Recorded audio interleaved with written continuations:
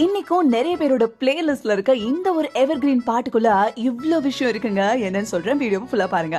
12B படம் தமிழ் சினிமால பண்ணப்பட்ட ஒரு டிஃபரெண்ட் அட்டெம்ப்ட்ங்க. பேரலல் வேர்ல்ட் கான்செப்ட்ல ஒரு பஸ்ஸை பிடிச்சா ஹீரோவோட லைஃப்ல என்னெல்லாம் நடக்கும், அப்படி அதை மிஸ் பண்ணா என்னெல்லாம் நடக்குங்கிறத இன்ட்ரெஸ்டிங்கா பேசியிருக்க படம் தான் இந்த படம். இந்த படத்துல ஹாரிஸ் சாரோட மியூசிக்ல வெளிவந்த ஒரு புன்னகை பூவே பாட்டு எவர் கிரீன் ஹிட்டுங்க. இந்த பாட்டோட விஷுவல்ல டைரக்டர் ஜீவாவும் டான்ஸ் மாஸ்டர் சுந்தரமும் ஒரு இன்ட்ரெஸ்டிங் லேயரை ஆட் பண்ணிருப்பாங்க.